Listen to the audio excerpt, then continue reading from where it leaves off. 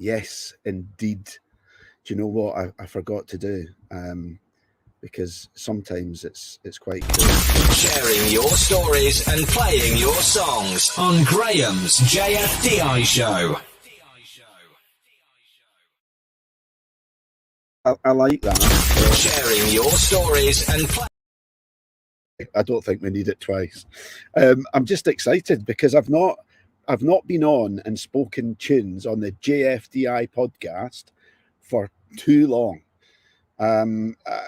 We don't need to get into why. The most important thing is that we're here now, right here. Past is gone, right? We're here in this minute, and I'm going to introduce you to two wonderful, interesting people that I've met within the last year or so. Actually, I tell a lie. I've met one of them in the last year. I met another of them a few years ago. But anyway, it doesn't really. This is irrelevant. What is important? What's important is that we are all here now to talk to you. I talk to you about tunes, but also to maybe talk a little bit about the Wim Hof method. It's great because tonight I don't need to be the one that people are seeing on my show talking about ice baths, talking about cold exposure and breath work and how it can change your life, because I've got somebody else to do it. In fact, I've got two people to do it. And not just talk about that, talk about music and talk about this really exciting thing that's coming up, but I'm not going to steal their thunder. Without further ado, let me bring in Mr. Darren Adam and Fiona Leishman. Good evening. Good evening. How are you doing? How are we? Excellent, thank you. How are you doing? Oh, we're good. I'm very, very good. I'm very good. Like I said, I love doing this, and it's when I have a break from it, I remember just how much that I miss it. It's important that we do the things that we enjoy, right? Definitely. And we're gonna talk about that a little bit, aren't we? I am sure. But do you know? I don't often do this. But we'll draw the questions in. But for the benefits of people watching, 20 seconds for both of you. That question, can you do it in 20 seconds? Who are you and what do you do? Oh, you go first. I'm Darren Adam, also known as Daz. I'm a Wim Hof Method instructor and also a bicycle mechanic for Getting Better Together, the charity open shows. That, fantastic. Articulate, eloquent, 20 seconds, to the brief. That man must have been in the military. Maybe more about that later. Fiona, who are you? What do you do? I am Fiona Leishman. I am an NLP practitioner, a firewalk instructor, a Reiki practitioner. There's quite a big list. I was going to say the list goes on, but you had 20 seconds. Brilliant. I love it. I can't wait to talk about all of that and lots more. But of course, you don't get to come on here. Well, I like it when people come on and they tell me a little bit about the songs that have played a part or sort of, are in some way are significant in their life. So I think I got about 3 or 4 from both of you. So we'll see where we go. But I think, actually, what I'll do, Fiona, can I come to you first? Go and for you just what you choose what song you think should come first. What song should come first? George Michael. Faith. Yeah. Oh, okay. So is there a story? What was happening in your life when this came out, and what makes it so memorable? So it's not actually when it came out. That song in particular started to pop up. So it's actually it actually pops up when I'm having a hard time or I'm worrying about something. And what tends to happen with that song is it appears on the radio or it appears round about me. So it's not that I'm a big, massive George Michael fan, because I'm not really. It's actually just that song appears when I'm struggling, and it's done that for years now. So do you think that the universe sort of sends it to you whenever that it knows the time is right? Is that the deal?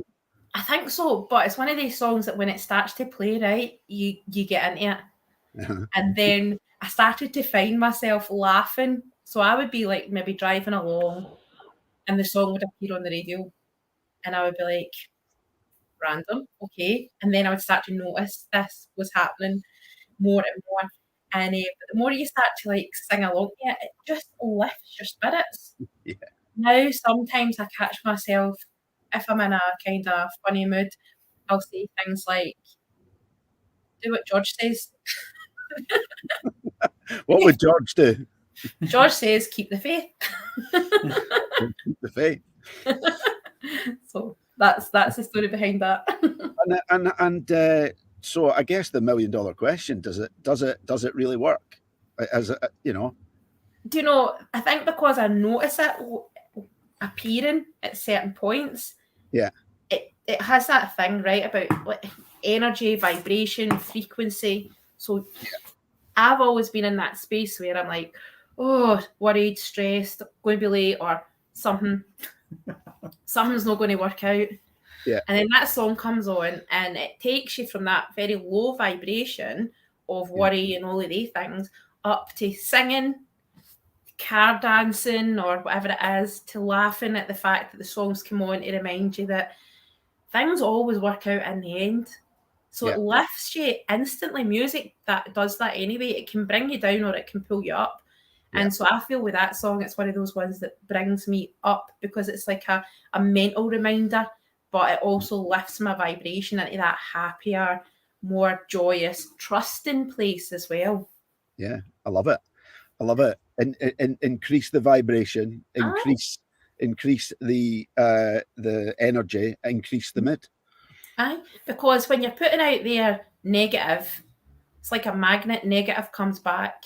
But when you're putting out there a frequency of happy, trust, whatever it is, you're going to, the universe brings that back to you. So you end up encountering more of those situations than the lower stuff. Yeah. So it's that's what it does. Oh yeah, I could keep talking about that all night. I absolutely could. Because it's true, right? It's true in everything. It's like, if you're the kind of person that's never happy, if you're the kind of person that's always grumping and always blaming other people for your situation and wondering, look, why you're never happy, it's like, well, and I can't remember, who it was that said it. It's like, because I was reading it the other day. It's like, if you're not, it's like, just fake it, put a smile on your face, do things like listen to music, dance, go for a run, do the things that. I mean, it's like folk are complaining. They're like, you sound like a broken record. Yeah, literally. Yeah, and the only way you change it is by changing it internally. Yeah. So I'm a brilliant fake it, right? I can fake it, like public face on. I've worked in sales for years, so you get to the place, you put your face on, and you just go with it. And then you get back to the car and you're like, right? Yeah. But I also believe that if you want to actually feel a little bit better, a little bit happier, then you need to do something on the inside. So it could be something as simple as putting a bit of music on, moving your body, screaming, something that releases the energy to bring it up a bit. Yeah. But you can do that. Yeah, absolutely. Absolutely. Breathe. Breathe. Aye. Somebody keeps telling me about breathing. Yeah.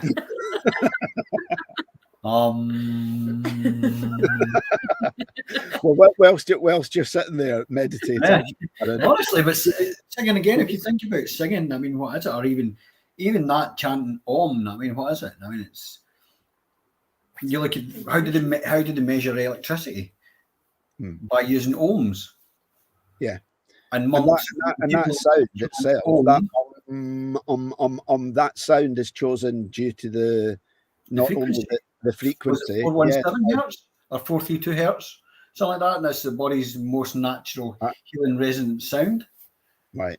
I didn't know exactly what the frequency was. That's a bit even too geeky for me. But I'm impressed. Oh, Actually bigger than ours, but I like going down wormholes with that kind of stuff. so should we talk about your first song? I know what I'm going to do. Yeah, let's talk about your first song. Well, do you want to talk about that one that you were just singing about, or do you choose which one? What one? I'm confident now. I'll talk about any of them. Some of them are interesting. Some of them are actually quite funny. But one of them's quite funny. So some probably will never have heard of it. We'll talk about that one. The Lion Sleeps Tonight by Tight Fit. Yes. That was the first record I ever bought. Right. Yes. And it was on 7-inch single. And where did you buy it? Do you remember what shop you bought it from? It was actually in Woolworths in Lanark. Woolworths in Lanark. Yeah. I think my grandparents like took the needle out the record player, so I'd stop playing it. And had it from me now, and it's like I wore it out. But again, it was one of those songs that just you'd seen it was big on like the charts, like Top of the Pops and things like that. And I mean, remember that Top of the Pops on the telly Thursday night 7:30. Yeah, glued to the box. And you're glued to the box, watching it, listening to your music. And that was like my very first song I'd ever bought, so it was quite a memorable thing for me. So it's like, wow, my first record, yes. Yeah. What was Woolworths in Lanark? What did life look like for Darren Adam back then? Oh God, no. Just a young kid, 7, 8 year old. Yeah. Down the burn, and swinging from trees, covered in head to toe in mud. Just run about wild. Pretty much like what I'm doing now. Tell me what back then I didn't know. I was told to keep my shoes on. Yeah. Where now I've usually got them off when I'm barefooted. Do you know the words of George Bernard Shaw? We don't grow old. What was it? We don't stop playing. I can't remember the way it goes. You know what I mean? I know what you mean. Yeah, it's what it's like. Yeah, we don't stop playing because we get old. We get old because we stop playing. And that's it. I mean, it's like I am the biggest kid going. Once I get outside and I'm in the woods and things like that, I'm just like, yeah, come on, let's climb trees. So what was it? What was like 7 or 8 years old, running about? What's most memorable about those times, about childhood? It's all pretty dark, really. Is it? Childhood wasn't really a good time for me. Okay. You want to share any of it? Yeah. No, I mean, it's like, well, I mean, from start, I mean, age of 3, I mean, I was like abandoned. Me and my sister were abandoned by my mother. From then on, I mean, we were raised in a very dysfunctional family. Raised by my grandparents. My father was never there. If I wanted to spend any time with my dad, I'd either have to go to work with him or go and see him at the pub. My grandmother was very, very strict and quite abusive physically and mentally at the time. Now I look back, it was that kind of setup. To the extent my sister ran away. Wow. And I mean, so there was all that going on. And again, as I grew up, and I mean, because of the very strict household I was involved with, and I mean, it's and obviously I played out in that once I wasn't in the house, so I was getting into a lot of trouble and things like that. Like, as you do, ranging from like stealing car radios. As the older I got, then I started getting into drugs and things like that. So again, at that point, my late teenage years, I looked at myself and thought, my friends some of them are going to jail and some are joining the army. Right. I'll get no qualifications. At the time I didn't know I was dyslexic, so I signed up for the army. There was my get out clause and that was it. Right. So yeah, I mean, as much as childhood, there was fun times, I mean, but there was always, it's never been like a joyous experience for me. Right. Okay. It's not looked back on fondly. I mean, there's obviously times where it was fun game, there was fun times and things like that. But I mean, my childhood was like 90% of the time it wasn't much fun. Yeah. It's interesting then that that your musical choice is quite the opposite to that. You know what you were saying, Fiona, about music can lift you, music can bring you down, and during a time that was pretty dark by the sounds of things, the song that you had, your first record that you played to death, obviously brought you a fair bit of, or a small bit of joy amidst maybe not. When you hear it or if you play it now, and it's you feel it now, and it's just infectious, isn't it? It is. I mean, it's just the sound and the vocals in it. It's quite unique. Brilliant. Okay. So right. Okay. We'll go. But let's jump back. Are we good? Can we jump back to Fiona very briefly? Because I tell you where we'll go. So let's go with what next song should we choose? Shall I choose it this time, or do you want to choose it? I know. Go for it. All right. Because I love it. I really love it myself as well. You've gone for "Perfect" by Fairground Attraction. Ready, Eddie Reader and co. Aye. That's my karaoke song. Oh, wonderful. I sing that. I'm brilliant at singing that song. That's a karaoke song. No. I used to sing it a lot when I had a lot of alcohol in my system. So I was amazing at it. Amazing at it. Okay. So when was the first time that you can remember singing this on karaoke? Do you know, it's one of these songs that was just always it was just always played. My mum and dad liked a lot of that kind of, like they're kind of Scottish bands. Yeah. Like Runrig, what's the other ones? Deep and Blue, all of the kind of things. Aye, yeah. So that was just one of the ones that was just kind of always that. And do you know what the other one? That one and 99 Red Balloons were two songs that I used to sing as a child. That's a good song. I'm not very good at that on the karaoke though. But Perfect is just one that every time it comes on, I actually would say not so much anymore. I think the more you go through the journey of shedding and growing older, and you start to listen to the words of something, and then you start to look at your life a little bit. It's one of the ones that if you actually listen to it, they're aiming for something that doesn't exist, but that's now that I've got new eyes on. Whereas if you put it on, I'll sing it. And I can even hold the notes, hit the high ones. I mean, probably not very well, but... So out of all the times that you've sung it, is there one time that sticks in your memory above all others, or is there, was there a common theme?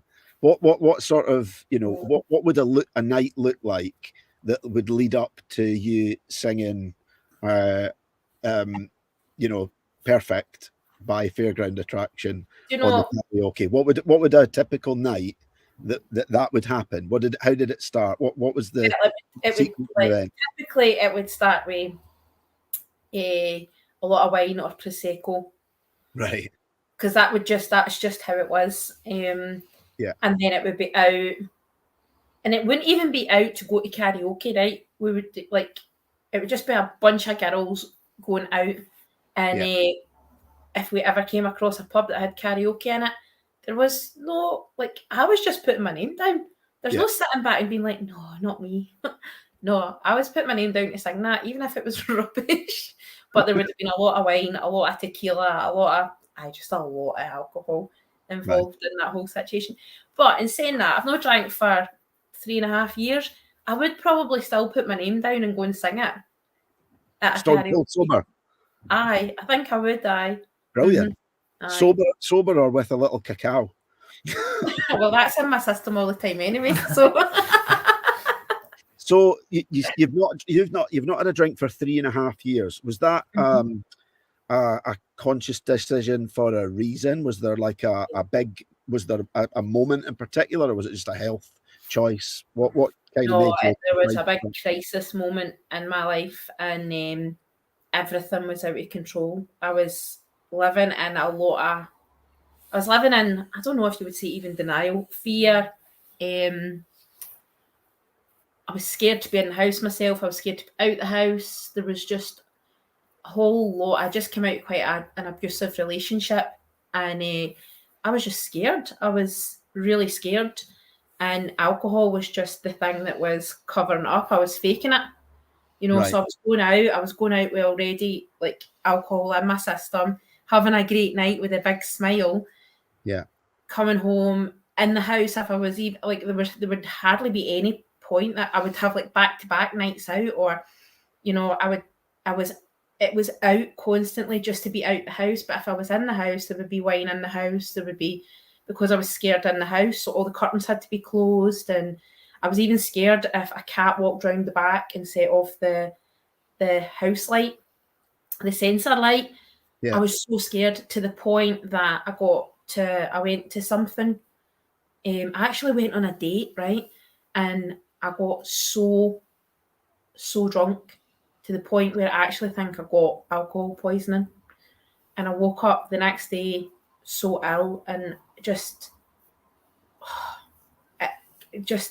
in this place where it was like, something needs to change. And the only thing that you can actually control is the alcohol. Yeah. So let's start there. So I got this book off eBay. It was something like 21 days alcohol free, and like tactics on how to avoid social situations. So still going out into social situations, but you know, being the person that goes to the bar and buying like a soda water and lime, but nobody knowing that it's a soda water and lime, so you don't really need to tell anybody what's going on. Just navigating through it, all different sort of scenarios. And I got to the end of the 21 days, and I was like, we're just going to keep cracking on with this. And then as time went on, we went into lockdown, and I was living myself. So it just made it easier because there was no social occasions. But it also meant that when I was going to the supermarket, I was not buying wine. I actually won a competition. One of my neighbours owned a bar, and it was like one of these share things, right? So I just shared something for him, and he messaged me and he said, I'm going to deliver 6 cocktails to you. And I was like, please don't. Oh no! It was like right at the time that you needed to be a cocktail less than ever. It was like about a week before the 1 year anniversary, right? And I messaged him back and I said, please don't. I said, I'm 1 week away from being 1 year alcohol free, and I'm really quite happy with this situation. And he was like a bit gobsmacked, but he got to keep his 6 cocktails. So, so I'm like, I really didn't want them. And even now, alcohol just doesn't factor in my life, but it was such a major part of my life before. I travelled a lot with work, so I was away staying in hotels overnight. You would meet up with like a colleague, you would go for dinner, you would drink wine. You would like go to conferences, you'd drink wine. It was a major part. I was single I've been single quite a lot in my life, so it was girls' nights out, girls' lunches, getting into a really bad relationship. It was all based around alcohol, you know, going away to alcohol things. Alcohol was such a major factor, and now it's just like... That's for everybody's life, though. I mean, if you look at it now, I mean, it's alcohol, I mean, especially in Scotland, we are growing up in this alcohol culture. Mm-hmm. And it's, I mean, it's like I said, for me, I mean, it was the case of, if I wanted to go and see my dad as a young kid, I mean, I'd have to go to the pub. Yeah. Chap on the pub door just to see him. And by that time, he was smashed and he didn't want to talk to me. So I was like, okay. But again, it's kind of like ingrained into our society and our conditioning. For a very young age, like alcohol, it's not like Europe, where Europe's kind of, they're educated more like alcohol goes with a meal. Goes with like dinner or something on occasion, and it's not a case of, but here in Scotland we just sort of self-medicate with it. Like, you know, who can get the most drunk, who could have the worst hangover story. It's but then again, I think you're right. I think that education, it was we were kind of growing up that alcohol was kind of seen as it was always seen as you know, you stay away from that. It was like there was you know, it was like you stay away from that. It was made a taboo when you were a kid. You were told that, you know, you weren't going to be allowed it until you were 18. And you might have been allowed a wee shandy, or you might have been given a wee bit of this, but because there was that big taboo, it meant that you went out your way on your own. Normally, any time between the age of about 11 and 15, depending on we had who your friends were. We had a thing round about us called dial a drink, and we'd basically like dial a drink and get cider dropped off to the end of the lane, and the oldest person with a fake ID would stand at the end of the lane and wait for crates of cider. You know, they were still wrapped in the plastic. There was like 12 bottles still in the pack. We would get those 3-litre bottles of cider delivered to the end of the lane. You know, underage. Oh, crikey. Do you know what I mean? Ingenious, very, very clever kids, Darren. Dial a drink. So here's a question. How did stopping alcohol, because you don't drink now either, do you, Daz? No. It's, so how did for both of you? How did stopping drinking? Was there an impact to any like relationships? How it changed the people that you were socializing with, and how difficult or easy was it like to say no, I don't want it, and how did they respond? All of that sort of stuff. Did it affect relationships?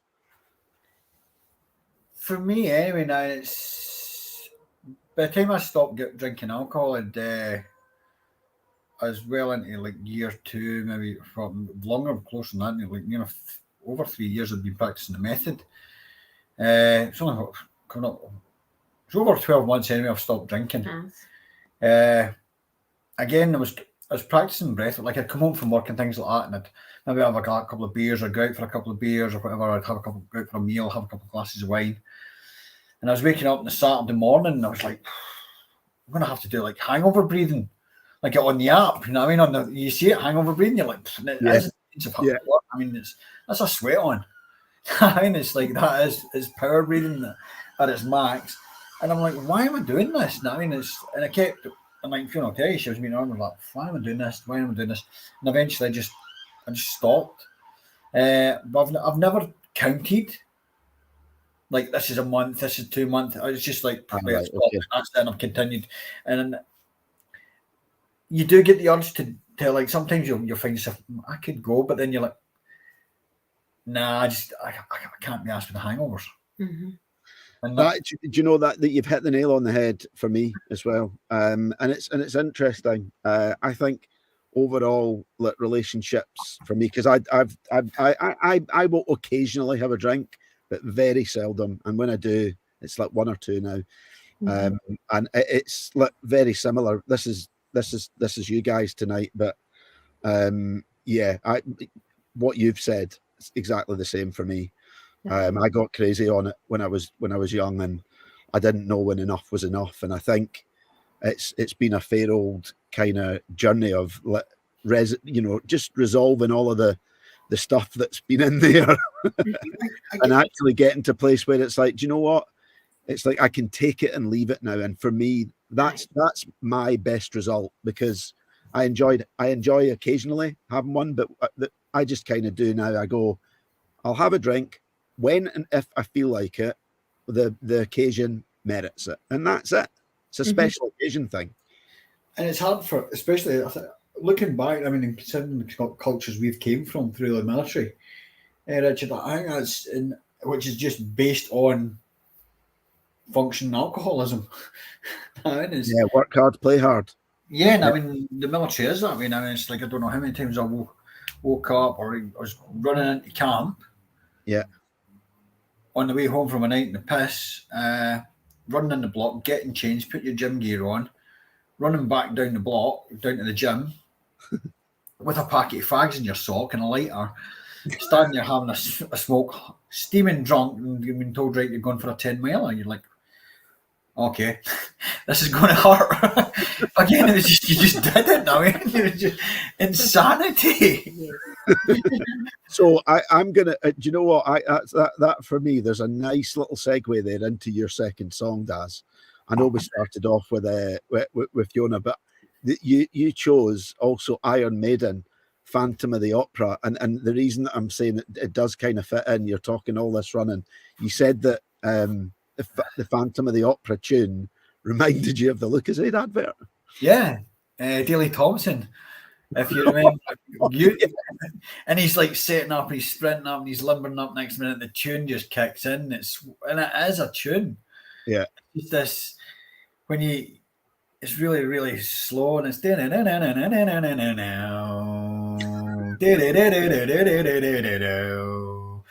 it just starts building up pace, and you're like, then it's like go, off you go, and it's amazing. It's an energetic song, I mean, but it is by a rock band, which it's all electric guitars in it, which is great. Yeah, it's like they're I think one of those. I saw them. I saw them at a festival. Was it Reading Festival? I saw Iron Maiden, and I wasn't really a fan. I don't really remember much about it. It was sometime late 90s or early 2000s, and that was peak idiot here. I don't remember much about it. I remember a massive inflatable, and then I remember I was with my nephews and then disappeared into a tent and watched Ice Tea. Go figure. Anyway, sorry, gee, this is what happens when you come onto this show. We just go off on different angles. We're going to come back, right? Back to exactly what you were talking about there, with all the right, hanging out of whatever and having to go for a 10-mile hike, yomped round and beasted up and down the place. So, in terms of your army career, what kind of how did you come to do what you're doing now? What led what led to you sort of leaving the army and pursuing the path that you are now? I guess that is like, bring us up to speed with how you left the army and got into the being a Wim Hof instructor. 2 weeks before meant to be deployed to Northern Ireland, I hit a car at 70 mile an hour, broke in off every bone in my body. Spent like 3.5 weeks on life support and about 2 years learning how to walk again and healing. Carried a lot of trauma, obviously up through my childhood and things like that as well. Through my whole life now, and just plodded on with that mindset, keep going. Worked with Honda and Yamaha and fixing motorbikes, had more motorbikes, crashed them, opened up my own bicycle shop, spent 6.5 years working with adults with autism. Some amazing times there, taught me a lot about people, got me into psychology.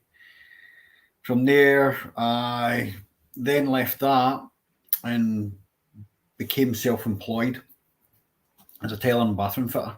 When I went and get retrained, and just worked like solid for 15 years, chasing this financial freedom dream that was spewed to, and I was just working myself into a grave, really. And then I found, obviously, the Wim Hof method. I was getting through toxic relationships, break down my own marriage and things like that through drugs, alcohol, suppressed traumas and things like that. But then eventually I started listening to, for some reason it came up on like a YouTube, and I was like listening to, what's her name? Abraham Hicks. So I started listening to Abraham Hicks, and it obviously started getting me, what is this? Started listening to that. Then eventually I heard the word narcissism. And from that point on, my world changed very, very quickly. Started researching narcissism, finding out what it was, and then I started finding out about codependency. And that's who I found out who I was behaving the way I was behaving. A lot of my personal traits were. So again, it was like, wow, this whole world, like I just basically looked myself in the mirror and thought, like, wow, a lot of the answers of the why I'm doing things and the subconscious behaviors that I'm doing, like drinking loads and taking loads of cocaine, things like that. I mean, it's like that. Why was I doing that? And it was to suppress all this pain and hurt, to numb the body and mind. Yeah. So eventually, I was invited to. I was told about a book called Codependency for Dummies, and again, if you ever read it, it's just a really intensive book to read. So I read that, and I went to a therapy class, a group therapy session, to talk about my addiction, because that's what codependency is. It's like addiction to people pleasing and negative behaviors of other people. You're drawn to. So again, from there on in, I was like, okay. So I went to it, and here was a guy telling me about breathing and getting cold water, and I'm like, you're mad. You're off your head. You want me? What? Don't talk shit. You're at a psychotherapy group class. Now you're telling me I'm going to lie in a freezing cold river. So, and that's where, obviously, I left there, started googling it. What is the Wim Hof method? Yeah. And obviously, you start practicing it, and you're like putting your hands in cold water. But my light bulb moment was on a mountain on the Isle in Mull, Ben Moore. Came off that with one warm hand and one cold hand, and I realised I'd changed the capillaries in my hand. And at that point, I was like, right, okay, if I can do it with my hand, the science that they're telling you on YouTube and all that is not make believe. You can change. I was like, wow, it's like that's central heating. I've just changed my hands roasting hot. It was science. I was like, wow. Came back, and then I think it was 2 days after I came back, I'd started practicing it. Yeah. And I've pretty much done it ever since. Then, obviously, the more you do it, the more science you learn about it. You start, me being me, and the inquisitive mind I've got, I'm like, well, what's actually happening in the body? Yeah. What's actually happening? Why am I doing? And you start learning about the science, and next minute you're like, okay, well, there's an instructorship. Let's do this. And it's like, you do. I mean, because why? You want to tell people about it. And it's like, I remember contacting Combat Stress. I think it was like, I just finished the fundamentals.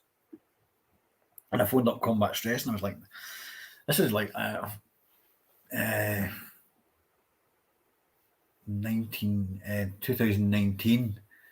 And they're like, I'm like, guys, you have to get into this. You have to get into this. And they were like, no, Darren, we're going to send somebody out to make sure you're okay. You're telling me you're lying, you're breathing, and you're lying in rivers. It's 5 o'clock, 6 o'clock in the morning. We don't think you're stably minded. But here now, I think there is there's 7 million people practicing the Wim Hof method globally now. Yeah. Yeah. The science behind it is just unreal. I mean, again, everybody that you talk to are actually embraces that journey. Yeah. Let me ask you a question about that, and then I'm going to come back to Fiona for another tune. But before I do, I just got one more question in terms of the science. So what is for you, what's the bit that if people don't know, that the kind of most recently emerged bit of science that if people want to know more or they're not convinced, they should go away and take a look? What's the bit that's like most exciting or most intriguing for you? I'd say the one would be the endotoxin study. YouTube Wim Hof method, the endotoxin study. That was 2014. Yeah, that was the one that rewrote the medical books. Yeah. And it's I sat here one night, and a friend were blaring away, and she was a nurse, and she was blaring away, and she's like, that's not right. Yeah. You can't do that. And I'm like, well, these guys have got like Nobel Prizes for contributions to medicine and science. I mean, these scientists, so it's science fact. You can't argue with that. And they're like stormed off. Yeah. Totally fell out, because I'm just blowing out her world apart, because it was like everything she'd been taught as a professional nurse was wrong. Yeah. And again, this is the beauty of the Wim Hof method. You've probably experienced yourself. You're sitting there, you're doing your instructorship, and you're sitting rubbing shoulders with doctors, nurses, neuroscientists, and they're asking you for your opinion on it. And it's like, excuse me, it's one of the most exciting and interesting things about being an instructor for me is on day one, when they introduced us to each other and we kind of did when it's that moment, they said people from, I think we had 28 different nationalities. And I was like, wow, that is like a wealth of diversity, of different experience, of different culture.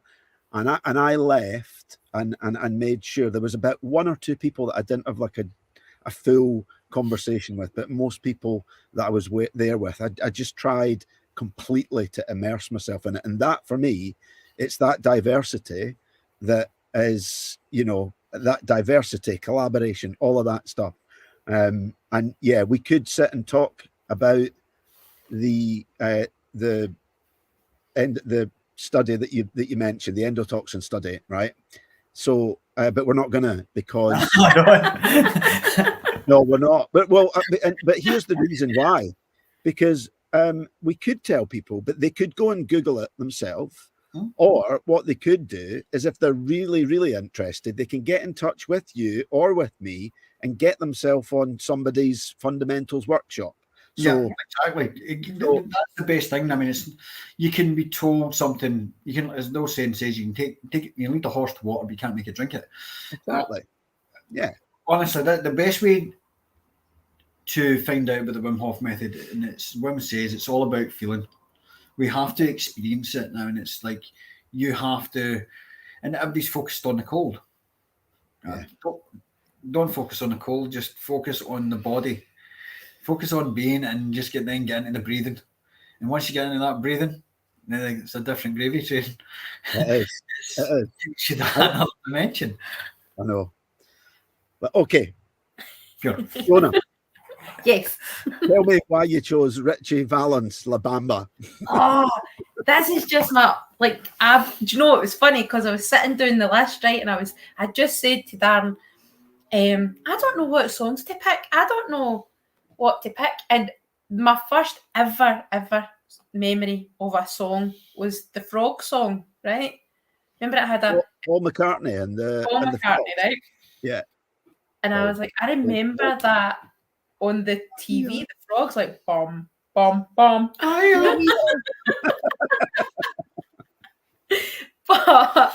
But the song that I just remember like falling in love with from, like, I don't know what age I must have been, is La Bamba. That song just is the most marvelous song in the world. It's just, it's marvelous. So is it fair to say it's another one that, like, you'll play if you want to, like, sort of get yourself up or get yourself going? You know, it's one of those ones that I've not listened to for ages, but when I was thinking of songs and it kind of just caught my eye, I was like, oh my gosh, that is my favourite, all-time favourite song. And one of my most amazing memories of that song was actually in Mexico one year, and we were in Cancun, and we had to get the bus from, like, the main strip. I think we'd been at, like, Senior Frogs or something like that. And me and my pal were on the bus, and we were coming back to our hotel along the strip a bit. Yeah. And there was a Mexican on the bus with his guitar, and he was just, like, playing it. And the whole bus was just full of Mexican people going to their work, and, you know, coming away from their work, going to their work, and like steaming folk like us. And everybody just was singing this song. Yeah. It was, marvellous. So let's follow on from there, from the days of Mexicans singing La Bamba on the bus, and through your sort of early life. What was it that chose you to change career direction? What brought you from what you used to do to what you do now? Well, it kind of mixes in with the whole alcohol situation. Okay. So deciding to quit alcohol was the first step in that whole needing to get some help. And in that process, I went to things like group hypnotherapy, and then we went into lockdown and had so much time to myself. Yeah. Put the television off, and I took time and I listened to podcasts and things, and it was just like one little bit at a time, just one little bit of getting better at a time, feeling better, starting to understand my own behaviour, why I was using things like alcohol, food, shopping, why I fake it a lot. You know, like, oh, I'm so happy. Yeah, everything's fine. Starting to understand all of this stuff. Now, I'm definitely not perfect, he does. Like, but the whole, all of that was coming together. And in that process, there was a lot of, well, in lockdown, there was a lot of online personal development courses and things like that. So there was a little bit of that going on. I was picking up bits and bobs here and there, listening to a lot of YouTube kind of stuff, all self-help kind of things. And that led me down. I started doing a course called Dharma with a girl called Aloise, and it was quite a spiritual course, but it was about that whole point in your life where you've hit your rock bottom and you're starting to bring yourself back up, and how, you know, like we talked about frequency and vibration and all of these kind of things. And I was like, this is the language I talk. This is natural to me. And it was through that process of like looking at different aspects of my life that just randomly I was like, I'm going to do a coaching course. So I went looking for a coaching course, and I found one by people that normally would run this in person in Edinburgh, but because it was like kind of lockdowny time, it ended up I had to do it online, and it was 20 weeks. And in that 20 weeks, I had to have my own peer-to-peer coaching, supervision as well. I had to coach people for some like 30 hours. So across this 20 weeks, including Sunday morning lessons, we had to go on live lessons on a Sunday, and then all of these extra hours getting put in to coach case studies, be coached, coach another peer. There was like lots of hours across 20 weeks that, and in that, because you're doing your own work and you're getting people coming to you for coaching, that does a lot. It's like taking a bottle of sand and shaking it up, because even when the people that are coming to you to be coached, they're bringing you something that can trigger, it can unsettle, it can do something, and a lot of that was going on. And so I was having to then take that and go into supervision with that, or use it in like when it was my turn to be coach, using these. So all of that, there was a huge transformation in me and that. And then I started seeing clients, and with coaching, it's brilliant, right? But it's very much forward focused. It's about where your blocks are. Let's move through them. Let's smash them. Let's change this mindset. Let's go for it, right? We'll make a plan and we'll head forward. But with when I was doing that with clients, I'm like, they're stuck. And they're stuck because something's got them stuck. And what I found myself naturally doing was trying to go back a wee bit. And I was like, right, I really don't know how to go back properly to help them unpick this, because the thing that's making them stuck's actually behind them that needs to be rewired a bit. And that's when I went into the NLP side of things. So I went and these guys were in Glasgow, and it was a 7-day course in a room in Glasgow. And you basically got in there in the morning, you were there to 6, 7, sometimes 8 o'clock at night. You would go home, you would sleep, you would get up, you would be back in the room. So there was really wasn't much time in that 7 days for your bubble to be burst or interrupted. But through that whole process of those 7 days, you had to use your own stuff in the learning. So it was all interactive and role play, but it wasn't role play because you had to bring your own shit, really. Okay. And be so you would be the person that's like, you would be the practitioner testing out some tools on one of the other trainees in the room, and then they would be the practitioner and you would be the client, and you would have to bring the problem to then, find the technique that would help to reprogram that. So that was very that was transformational. That was intense. It was insane, but it was amazing, all in the same. So with all of those, I was working full time because well, I'd worked full time for a long time, and that was a nice safety net. You know, it was paying my mortgage, and we'll just keep going another couple of months until, or we'll get to the next milestone, and then I'll quit, or I'll do. So I was working my full time job. I was coaching people, and then started doing all these kind of things that Darren and I started doing together, like the workshop stuff, and so I was pretty much working all the time. Right. Okay. And then I got made redundant, which basically took the decision out my hands. Okay. So it was like a gift, because it was taken completely out my hands. But see, by that point, I was basically going through the motions, working a job that I'd done for 13 years. Yeah. Didn't align with anything I was doing. It was paying bills, and I was seriously done with it. But it was a nice safety thing. So we got to the next milestone. Yeah. So it get taken away. And so for the last 7 months, it's been like, well, you want to do this? Come on then.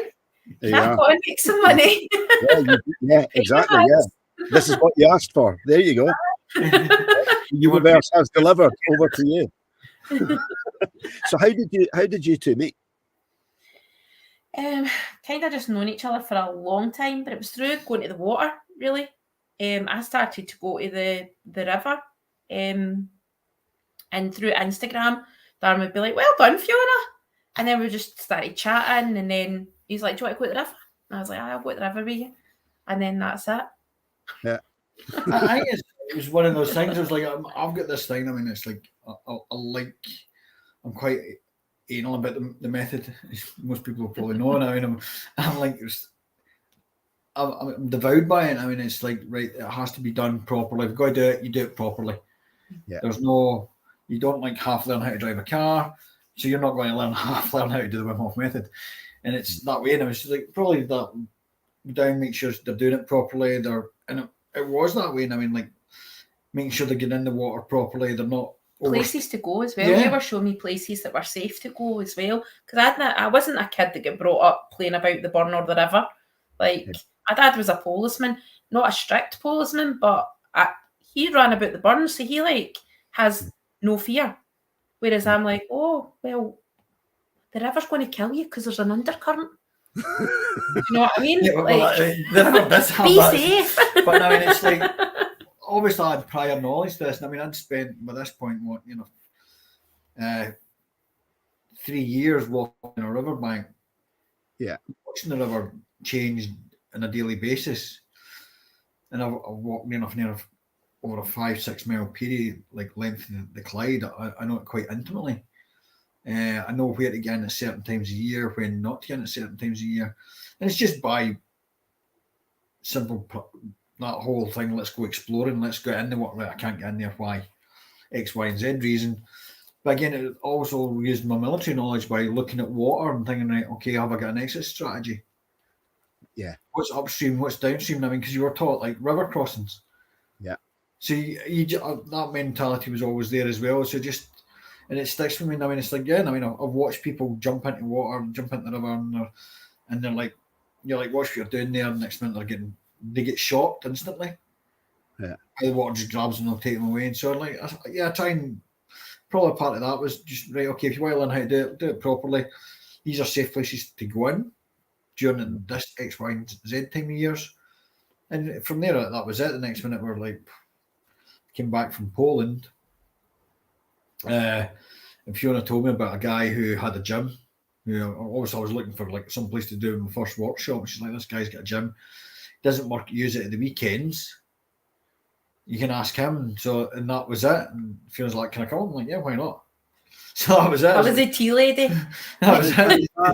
Is that then how that started? So what I was going to say, so take us then on the journey from that first sort of workshop to how and let's get this right. I mean, the daughter of a policeman who's a Reiki, NLP, glass walking and fire walking coach come together to put on something called the Cruinnich Festival with the ex-army Wim Hof instructor. It's a fascinating story. I think we've done well to cover what we have in 55 minutes. But tell us about like where the I guess the inspiration to do what you're doing came from, and then tell us about it. What's happening? You know, what can people expect? Where is it? When is it? How much is it? Why should people go? Like just building up with like workshops with the method, helping each other. Yeah, I was doing my thing, and then he was like starting his thing, and it was a case of like the two of us just supported each other. So I was in the background making the tea or doing the ice run, you know, for his workshops, and then one day I was like, let's take the breath work and bring the cacao in, and let's, you know, mash this together. And we done a wee mash. It was quite funny. It was just something just popped into my head when you were just talking about that. Like when you did nice one, I had one guy, I think it was my second workshop or something, and done as an instructor. And the guy was like, "Where's Darren?" He's like, "Oh, Darren's away getting nice. I just happened to be getting nice this day." And he's like, "Oh, then I thought he'd have an ice machine." We're like pure winging it. I'm like, "Yeah, I've got a nice machine in the back of my van." And it's like running round to Morrison's for ice, you know. It worked. Yeah. They didn't need, you know, like there. And there's no shame in not having an ice machine. We were making sure it was as slick as possible, you know, and it was. The thing is, I mean, that's the thing. I mean, now that I'm like a level 2 instructor, you actually you see and talk to all the other instructors. You see, like they do the exact same thing. Your supermarket is your best friend. Absolutely. Yeah, I mean, it's the best place to get ice, I mean, because I've got millions of it. But again, from there, I mean, we just kept on doing stuff. Then it always seemed to get bigger though. So we done like the first one we done was cacao with breath work and meditation, and it was a lovely Sunday afternoon. And then we done a couple of things like that, and then we were like, let's do a retreat. So last year we done a retreat up to a place called Eco Yoga, which had the most insane waterfall. You know, it was the most beautiful, tranquil place, perfectly set up. Darren went on a road trip one day and just like arrived on the property, and the caretaker lady was like, "Oh, I'm not even supposed to be here," but Darren was like, "Oh, hi," and he asked, and then they were like, "Okay." So we went and we done a retreat last year. Yeah, that was good. It was absolutely amazing because they had their own waterfall there. It was totally set up as a retreat place, but they weren't running it. It was shut. So we were really, really lucky to be allowed to do that last year. They gave us like the information for a girl that could cater for us. So this girl came and she was our chef for the 4 days. It was beautiful. It was beautiful. So we done that, and then is that then when we bought the tent when we came back? Yeah, we came back from there and we started like, right, okay, this is what happens now, and it's like we started coming back, and I'm like, started seeing things, and I'm like, okay, then. Oh no, we got the tent before that. Yeah, we did. Aye, we got the tent. In fact, I was inspired by the tent by Mark, another method instructor. Him and his wigwams, and I was like, "Mark, I'm sorry, buddy, I'm going to go and get a tent." He's like, "No, I'm better in." He's like, "Rip me your idea off." And it was like that, cool. Again, that ideas went across the whole country now, and it's like many methods. I almost spent the night in that tent. You did. That's right. Aye. He was Scotland. Aye. And that tent comes out a lot now. Like that tent is a major part of what we do. But that tent is also where I believe that I enjoyed my first cacao ceremony. That's very true. It was. Aye. Yeah. Here's a question: How are you finding cacao? I'm day 4 today. I've given up coffee like so many times in the past. Right, for like small periods of time, and I always go back to it because I love it. And you know, always I get a headache within 24 to 36 hours of stopping caffeine dead. I always get a headache, always, and I try and replace it with like just drink lots more water or So instead of my coffee, which you'll not know this, Fiona. So Daz was round on Sunday dropping off my cacao. And he measured out. He said my coffee pot from the morning was there, and he said, get the scales out and measure that. And there was about 100 grams of coffee? Yeah, or 100 grams of coffee. About 100 grams of coffee. And that is, I would have that every morning. But then I would just have the one. But even when I stopped, I would get mad headaches after sort of 24, 36, sometimes 2 days. This time, I'm getting up, I'm having 25 grams of cacao in the morning. That leads me into my meditation. My days have been so much calmer. I've actually been more focused. I've been less distracted, and I've been kind of less. I'm one of these that kind of like, I'll leave the office to go to the kitchen to get something out the fridge. But then on the way to the fridge, I'll remember that I need to go and get my my slippers from upstairs. And then on the way up to get my slippers, I'll remember that I need to like go to the toilet, and I'll go to the toilet, and then I'll think, oh, did I brush my teeth? I'll brush them again, and then I'll go and get my slippers, and then I'll come back to, right. So you know how it works. But not in the last 4 days. Right. I think because I've allowed the cacao, I've had it in the morning. I've gone into like a meditation. I've almost done a bit of intention setting for the day. I've pretty much stayed off my phone, and I've just like, I would not say sailed through the day, because it's like I've almost like come into the day and sort of like built up, and as the day goes on, I seem to be getting more energy, which is bizarre, because I've been used to like getting my coffee in the morning, firing on all cylinders between about 9 o'clock and maybe 12, where I'm just like, whoa, right, okay. And then I'll have lunch, and then in the afternoon I'm like, woo, from about 2 o'clock. No crash. No crash, no headache, more focused. I'm loving it. And I don't know whether it's just... though, like it is a superfood. So you're getting all the vitamins and minerals and all of those kind of things, as well as all the beautiful energy that it brings with it too. So you're really you're giving your body a lot of nutrients by drinking cacao.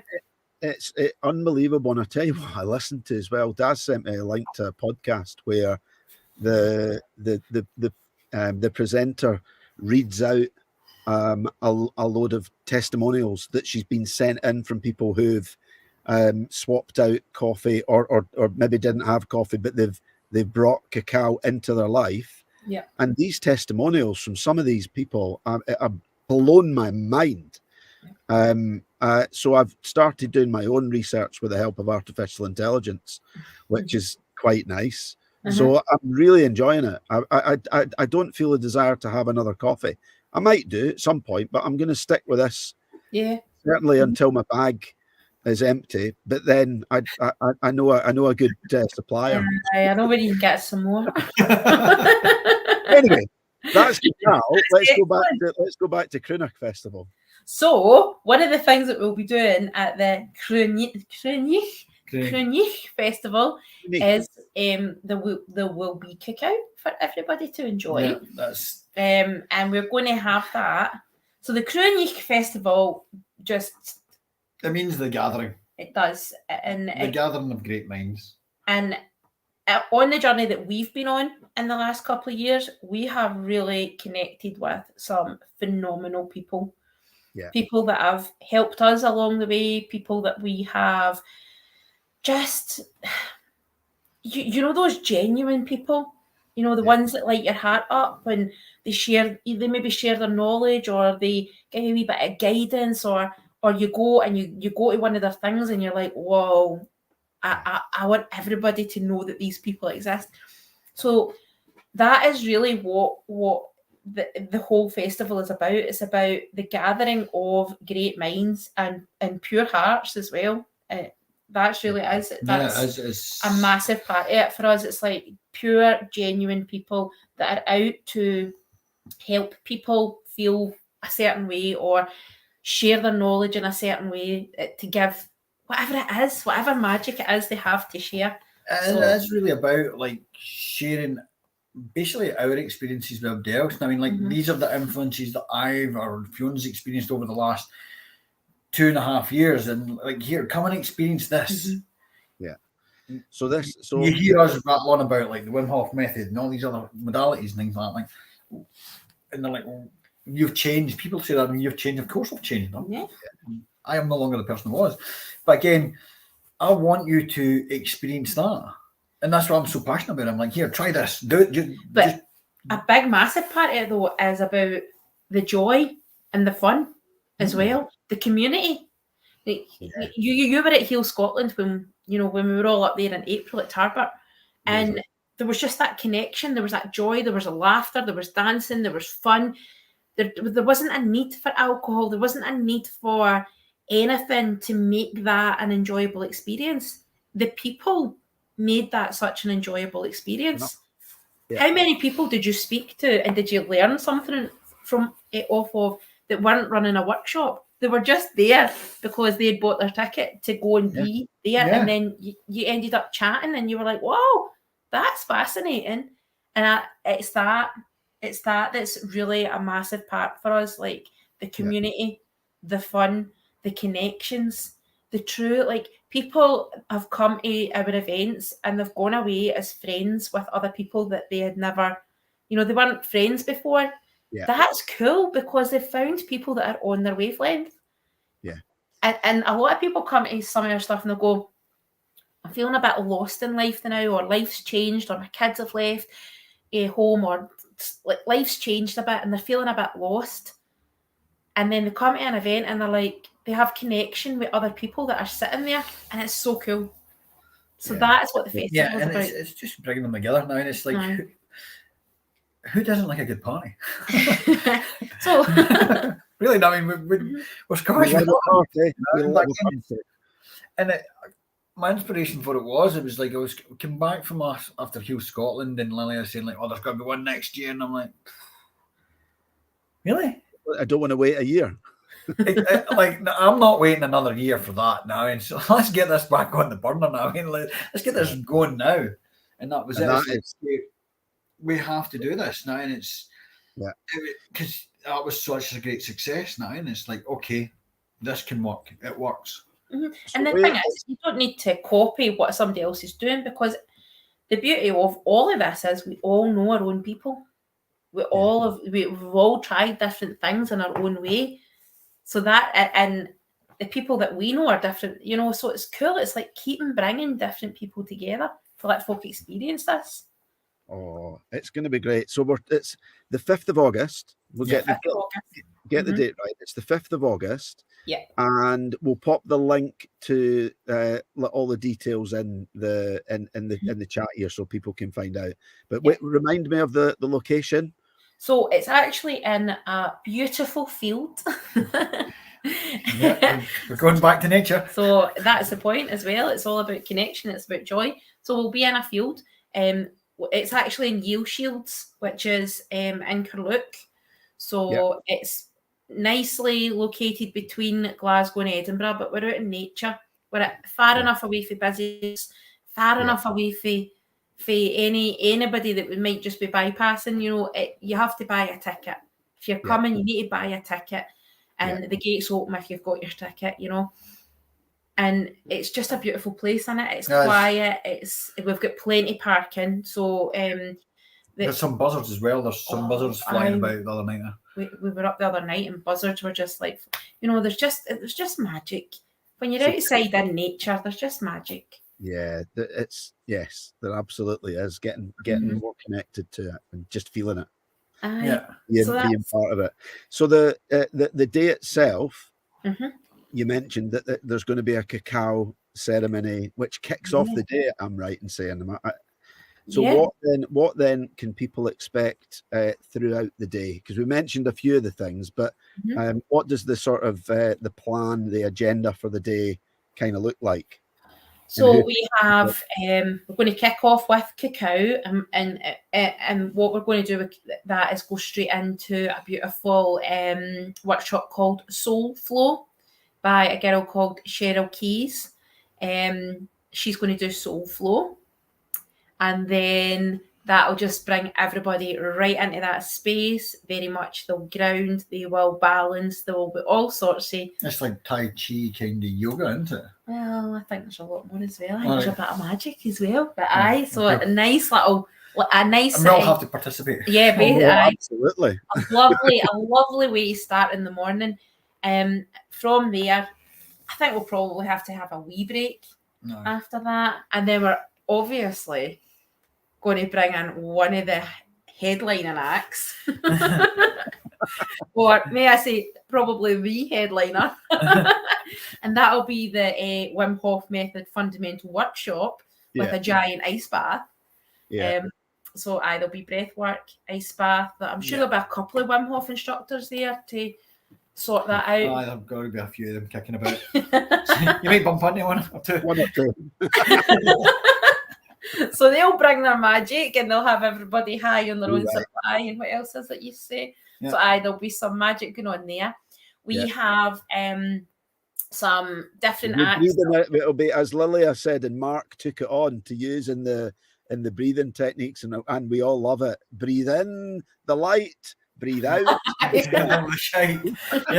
that is it. I mean and again, going back to that breath work. I mean, when you've got if you can have that many people, again, 160 or something like that of Scotland. I mean, lying there breathing together. Yeah. The energy, that's again when you actually hear what we think about we're biological, we're electrical, and we're vibrational beings. And I mean, we can feel sound resonating from ourselves now, and obviously that sound bounces off our ears. So again, sending electrical impulses to our brain, and when you hear that sound of that many people, so quiet, but that breathing, it's just so rhythmic and it's trance-like, and the place just electrifies. So we're going to go do that. I'm getting excited just listening to you. So we're having a big slice of that. Then obviously we'll jump into the ice. Then obviously we're going into... We've got some some surprise breakout things, not breakout workshops or anything. I mean, we've got some dancing for all. We've got some live music organised. We have I'll be rolling out the glass walk with some of my firewalk glass walk pals. We'll be running a glass walk for anybody that feels like they would like to face a fear or face something and break through it. So we'll have a good mindset workshop around about ultimately walking the glass. We have some foreigners coming over. We've got some folk flying in to do their part. Yeah, we've got Hiska, another Wim Hof Method instructor, but she does human design, which again is on another level. Looks at who we are as people and how we're designed now, and it's biologically, again, electrical beings and who we are. She knows her stuff, and I mean, that's beyond my remit. How we all interact, how our energy is, all these kind of things. Very, very fascinating. Then we've got Kirsta Gilder, Cruinnach, who's a shamanic breathworker from Austria. I'm so excited. I am so blessed. Everybody that you've mentioned has been they've been European cousins. You said foreigner. I assumed you meant English. Again, it's all right. My wife will be watching this. That's me getting a clip. Oh, you'll get it. You're on the sofa the night. Again, that's what people experience. I mean, it's an opportunity to meet. In fact, Hiska's bringing her friend over as well. She does trauma release yoga. Oh, I mean, just tease a bit of that. I'm signing up for that, definitely. I could do with some of that. Yeah, I mean, but to experience these people, and it's especially people in Scotland, we are on an island here. We have to remember that we are we are isolated here. Yeah, and not many people are actually going to have the opportunity to experience these people from other countries. And I mean, we're lucky. We've been Wim Hof method instructors. We've sought out and travelled and experienced this. And it's like we're bringing my experiences, or Fiona's bringing her experiences to the show and saying, like, these are people that have influenced me. This is what I've got from them. Please soak this energy up and enjoy it. Yeah, I love it, and I can't wait. I really, really can't. One of my favourite things though that we're going to have is a sound bath. Oh no, I did that one at Tarbert as well. Yeah, It was fantastic. Yeah. Mm-hmm. Is it the same book? Is it the same? No. No. Ian from the House of Gaia and People's unbelievable. He works with crystal chalices. Oh yes, I think you mentioned. They're like this size. I mean, they're massive. And he travels the world. I think he's just back again, like 5-6 days of driving just to go and pick crystals up. And tools like sound tools. He only gets these like singing bowls from Tibet, and they're only made on a full moon. Do you know? I mean, the factory's intimately. I mean, it's probably like 5 people in a wee wooden hut in the middle of the mountains, just hammering out these bowls on a full moon, putting all their energy into it. Again, the stuff. And I mean, I asked him for some Rashakra beads. He went and got them. They got them from India and had them then blessed by an Indian monk. Yeah. And brought them back to Peebles, and I went through and bought them off him. I mean, I was like, he's so dedicated to making sure you have the best experience. You get the biggest healing you can possibly get from it. We actually asked him, can you write us a wee thing about, like, you know, what you'll do? And he said, no, the vibration and the frequency will talk for itself. And it's like, it's true. You walk into that shop in Peebles and you could be in there a couple of hours and you're just like, it's just magic. Yeah. But he's going to be doing a sound session for us, and his wife Paula is going to do some Akmos energy healing throughout the day. So, and they're going to bring their stall, and that's the other thing. We've got like over 25 stall holders coming with such a range of products, so natural products, health products. We've got energy healers, we've got tarot readers, mediums, a real mix of people, and we've got some interesting food coming as well.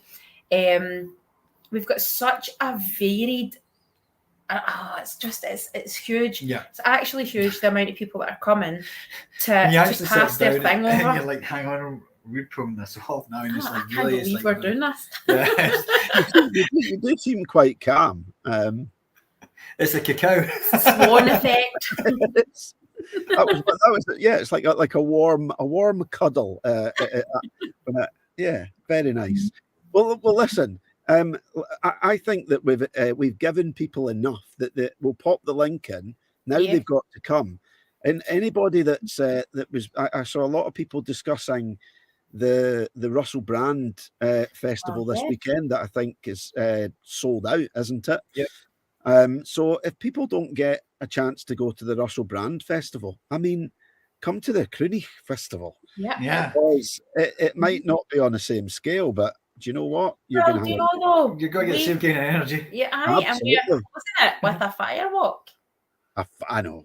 So as the sun goes down, the fire will go up, and we will close the festival walking on fire, really connecting, you know? So there's a lot going on. There is. Well, listen, thank you both so much for coming in to talk to me. But before we go, I want to do one more song.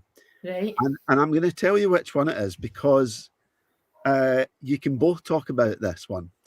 Because when I asked you a little bit about the George Michael before we were on, when we were chatting, and you had actually said that, you know, he's not really like massively your thing, it's more the song and and you've explained that tonight.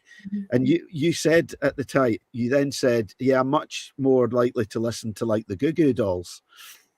And one of Daz's songs was Iris by the Goo Goo Dolls. So it would appear there's a Goo Goo Dolls connection with you both there. So let's finish on that song. Who wants to tell us a little bit about that? For me, that song, I mean, it started with the first time I ever heard it was obviously when I was a bit of a movie buff. I've always been into movies, any kind of movie at all, and I was getting through a stage of watching like Nicolas Cage movies, and obviously the City Angels. Now in Meg Ryan, obviously, if I'd say you're not a red-blooded man if you didn't at any point have a crush on Meg Ryan. But again, I was like, I watched it now, and it's like, and here's a soundtrack, and I'm like, what a song. But then you start, maybe me, and I mean, you start digging into the research of like, right, what was his reasons for writing it? And it was like in one of his darkest days, and he wrote this song, and the name jumped off it was a magazine cover, the name, and that's why he called it Iris. I mean, but again, it's just the whole song. I mean, if you actually sit down and listen to the lyrics, I mean, it is a beautiful song, beautiful instruments as well. They're bringing like a mandolin into it, and I mean, it's like a classic. And I mean, you go to MD, and I mean, like say, like try and find somebody in the world that doesn't like that song. Good luck. Yeah, it's a very, very good shout. It's a great track, and actually, it's been chosen by someone else that came on the podcast. About 18 months ago. So that's the second time it's been chosen. So Actually, is it the same song for you, Fiona, or is it like just Goo Goo Dolls in general for me? That song was on the album that I listened to. Like, I seen Goo Goo Dolls live. They were like a supporting act, I think, for Bon Jovi years ago. And it just kind of stemmed from there for me. But we went and seen them about 2-3 weeks ago at Glasgow. They were at the O2, and it was funny because the two of us were sober, and it was beautiful. I just stood there, right, and shut my eyes, and they just sang, and it was like hearing it in a new way. Again, a wee bit older. It was. I mean, it's it was beautiful. It was like the previous time I'd seen them was before lockdown, and I was hammered. I mean, it's like I went in there and I was buying pints. As you do, I mean, it was like, and I had a great night then, and I had a great night then as well. Now and just passed. It was beautiful listening to the music and the the Goo Goo Dolls are brilliant. Like they do. I mean, they're one of those bands again that sound like what they do. I mean, obviously their setups amazing. I mean, and their sound technicians and that are amazing because they sound like they do their on record or on like radio or anything like that. I mean, they sound like that live. Yeah, they certainly hit the right spot. They got the right vibration for the both of you. Yeah. I love it. Well, listen, thank you very much indeed for coming on, for telling us all about the festival, for telling us a little bit about each of your stories as well and your journey. I've learned a lot. I've learned more than I thought I was going to tonight, and I've thoroughly enjoyed it. I thoroughly have. Just before I let you go, just for anybody that's watching, listening, that wants to know a little bit more about what either of you are up to, whereabouts can they find you on social media and stuff like that? You can get me on Instagram, Tap Nice, Facebook, Darren Adam, just the usual place, or you type in Google, find the Wim Hof Method site, you'll get me on there as well. If you're in the local area, head over to Shots, you'll get me over at the GBT Centre and obviously at the new bicycle shop over there. Yeah, fantastic. And yourself, Fiona? So you'll actually find me as Unleash Your Mind, and yes, I can spell unleash, but my name's Fiona Leishman, so you know, I got that as soon as I saw it. Some people don't. So you'll find me as Unleash Your Mind on Facebook and on Instagram. But if you fancy the festival, you will find the Cruinnich Festival on both Facebook and Instagram, and linked to both of our accounts. So, yeah. Brilliant. Well, let's hope that people see sense, they do themselves a favour, and everyone else that they know a favour, take a day for themselves and come and enjoy what the festival has to offer. enjoy the gathering of great minds. That's Turn it. up, tune in, and chill out. Love it. Love it. Listen, thank you so much. Thank you. Thank you. We've had quite a few people. I'll let you check out the comments. Okay. A few names that I recognise, and a few that I don't as well. So maybe some of my friends, maybe a few of yours as well. But, Oh yeah, I just realised where to find comments. yeah, always like to shout out. So big shout to Pete. Thanks for tuning in, to Delta Mike, to Peachy Wood, to Mr. Fairclough, to Karen, to Julie. Yes, they're all saying the same.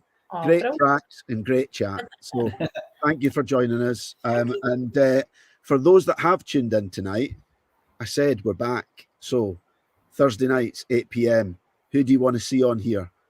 I think we'll get some exciting people to talk to and tunes and stuff in the coming months. So keep your eyes peeled. But before that, get along to the Cruinnich Festival. Excellent. Right. Shall see you next time on the JFDI show. Good evening. Guys.